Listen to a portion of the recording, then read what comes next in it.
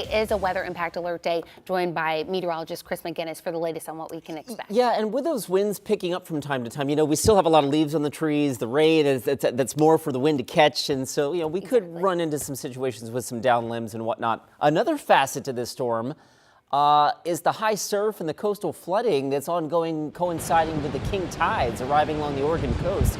This is some pretty cool video. And I think you can hear the sound of the surf as well from our engineer actually spending some time in Cannon Beach. This is just during high tide, and you can see the tide rising really high and basically covering up the entire beach. And just a reminder, if you are going storm watching, of course, don't ever turn your back on the ocean. Really good advice there as we watch for coastal flooding, possibly at the time of high tides, and also just high surf in general. With the onshore flow here, breakers could be 20 to 25 feet easily. So that's at the beach. The rest of us, of course, with the KGW weather impact alert today for the possibility of some thunderstorms. Here's the weather pattern across the region. Storm system number 1 kind of swept through yesterday. The next one, that little rotation in the clouds right there, that's kind of the added little piece of instability which is coming ashore here this afternoon. We've already had a few rounds of thunder and I should say lightning strikes offshore.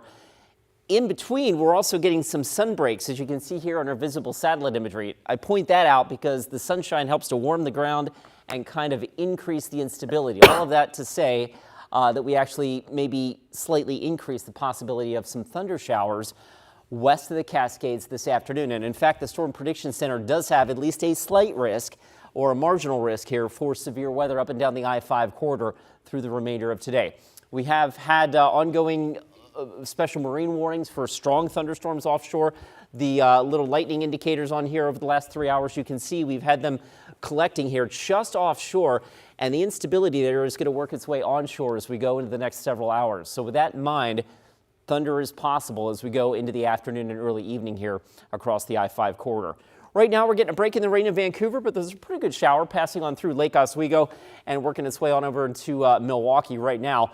Futurecasts will continue to splash the area with hit and miss showers. And what that means is we'll probably get a brief 15-20 minute heavy shower and then a break for an hour or two. And then rinse, wash, and repeat over the next several hours this afternoon and into the evening. The trend will be early tomorrow to have the rain maybe taper off briefly before another round of rain ratchets up in the afternoon. The other facet to this will be the gusty winds that we're going to experience not only today, but tomorrow. South winds on the order of 20 to 30 with some higher gusts at times, bring in at least the possibility of some downed tree limbs here and there. Right now, the south wind has, the wind has swung around to the south finally at the airport, sustained at 13, but some much higher gusts. Same story as we go down in the valley, Corvallis, Eugene, sustained winds around 25, but the gusts have been stronger than that at times.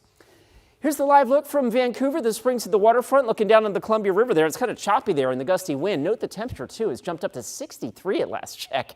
That's something.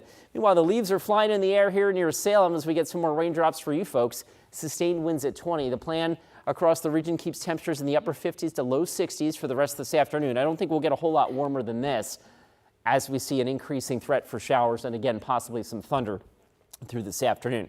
Sunset, by the way, just before 5 o'clock, I should say. Possible rainfall between now and the end of the rain on Friday night or early Saturday, maybe upwards of another inch or so here across the region. So certainly another kind of good soaking of rain to come our way here over the next 24 hours. I want to real quick get to my 7-day forecast, and I apologize that I have sort of skipped that. If you guys can give me about 5 seconds, we're going to go ahead and bring that up. Wait for it. Here we go. Here's the 7-day forecast as promised. Temperatures today, again, leveling out in the low 60s, and then we'll cool it off a little bit as we go into the showers ending on Friday. And finally, Corey, a chance to see some sunshine for the first time in about 4 weekends. Well, that's this weekend. Definitely looking forward to that, Chris. Thank you.